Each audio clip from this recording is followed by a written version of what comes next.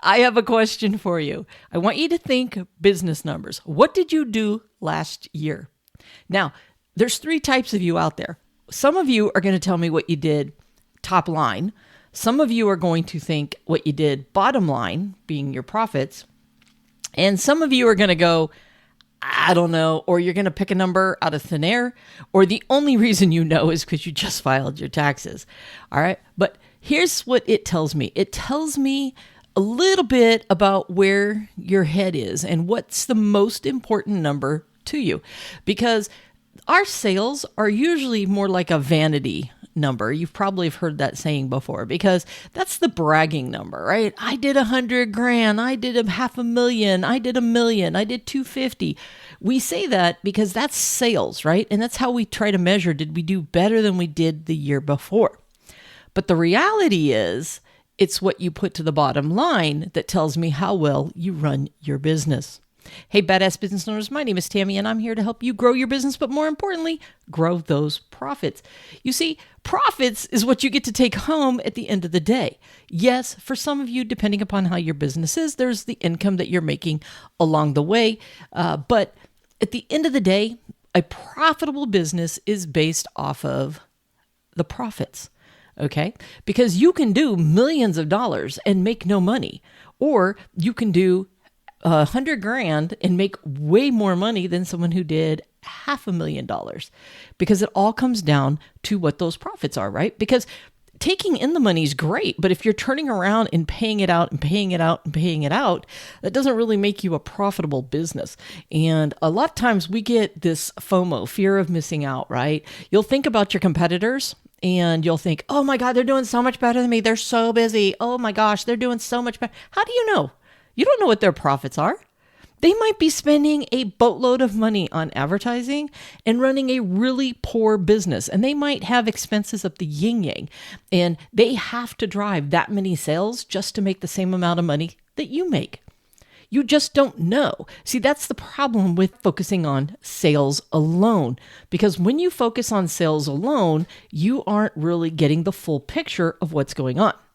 Now, here's another thing that tends to happen is people tend to measure their success year over year by, did I double my sales? Oh, I did so much more in sales. Great. Because you know what? If you're running a poor business and you double your sales, vanity metric, your sales look great. But here's the problem. You left so much money on the table because you never fixed the problem, which was your profits. And if you say you do 100 grand and you make $25,000, okay, 25% bottom line, not bad at all. That's a good one, right? And now you go from 100 grand to 200 grand. Theoretically, you're thinking, oh, I'm going to make 50 grand. And you're like, oh, yes, I've made more money. But did you really ever check to see if you should have just doubled that? Because in some cases, you can grow your sales and some things never cost you anymore. So really, your expenses should go down. Some expenses go up when you do more sales. For example, if you have to hire subcontractors or you go into a field that uses way higher cost of goods. But in most cases, some of your expenses stay the same. Your cell phone bill stays the same whether you do 100 or you do 200 in most cases, for example.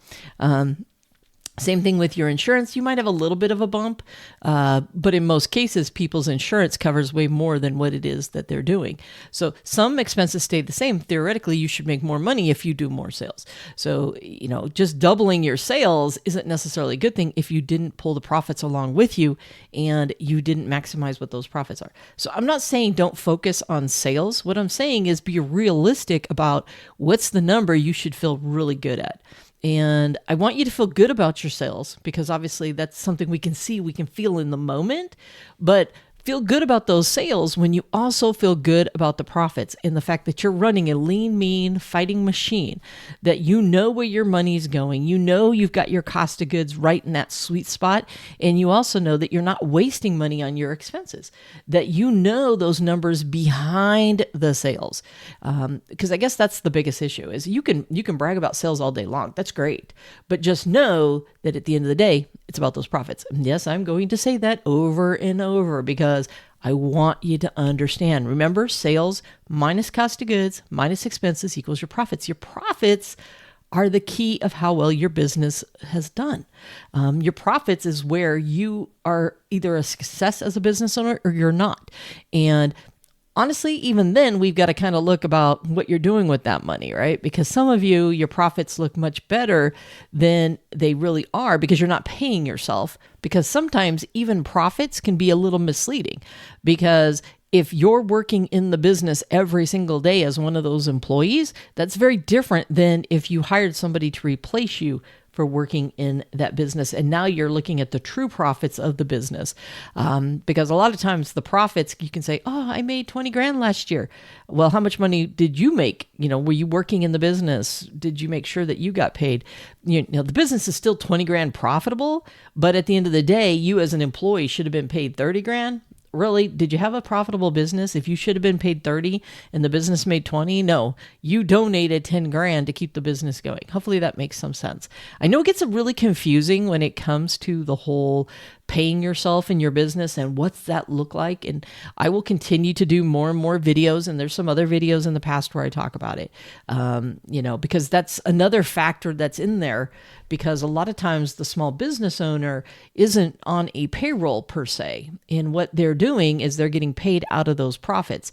And if you think about if that business is really, truly profitable, it comes down to this. If you were to sell your business tomorrow, and someone bought it, but they had no desire to work in it, right? They have to hire someone to do what it is you do in your business.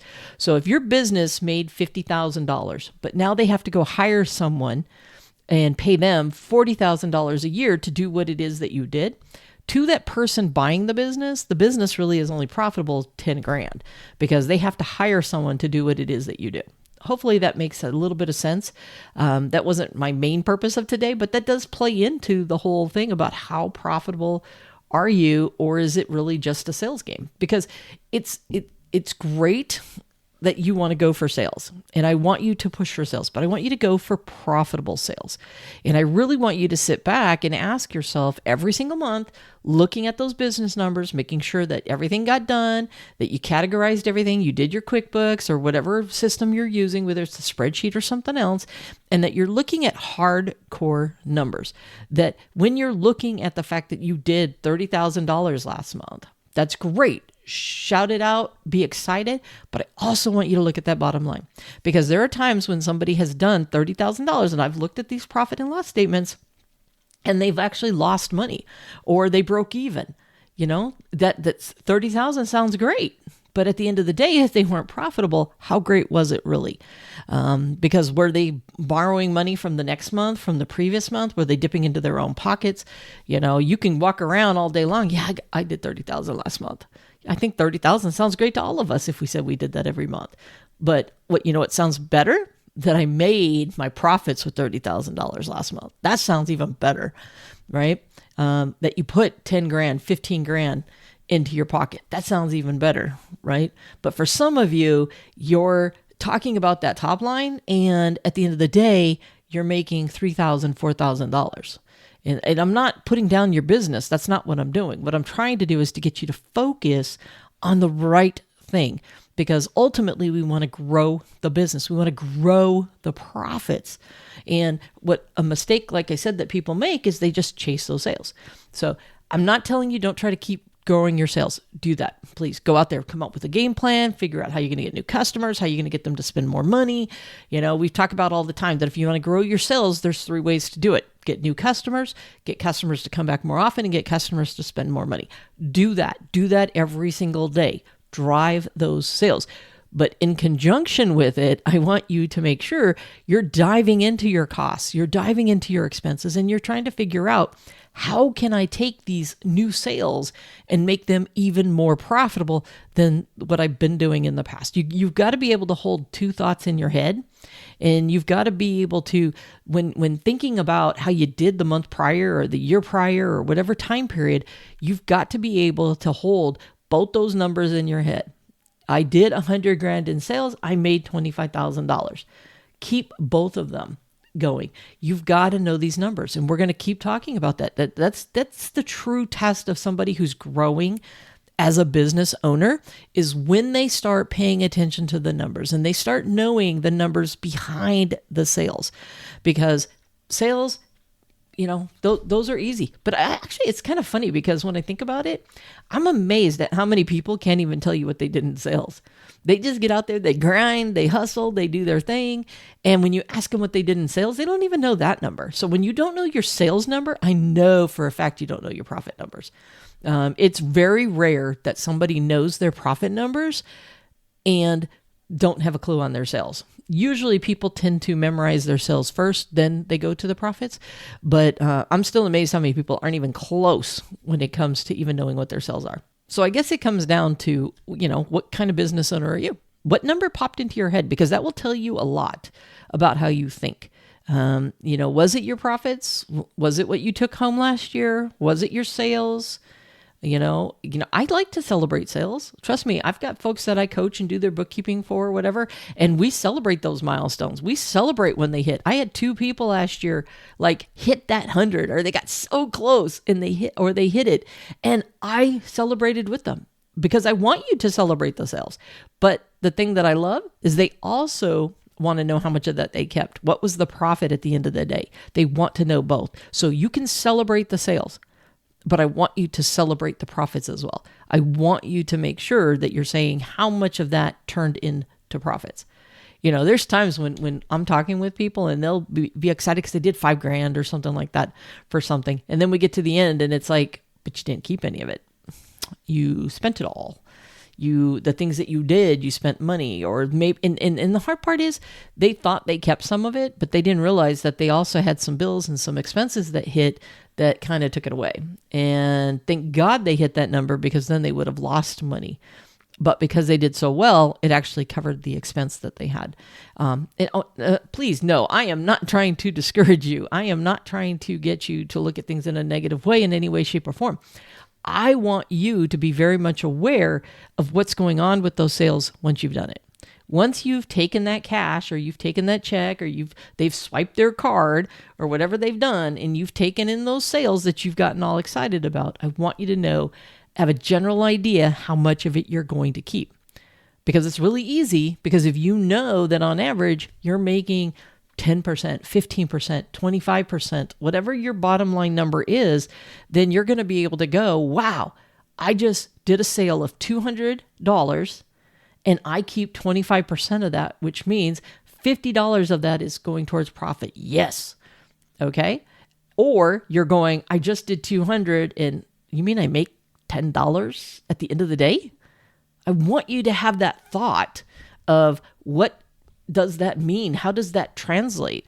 Because a lot of times people don't realize that they're busting their ass getting something done and they're not making the type of money they think they're making. But the minute that cash comes in their hand, they put it in their pocket, and then later they wonder why they don't have any money.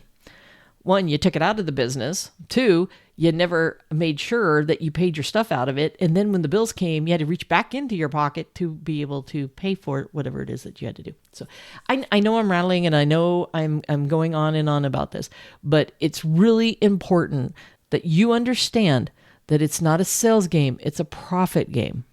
And some people will argue and say, sell, sell, sell, and then worry about profits. You can do that.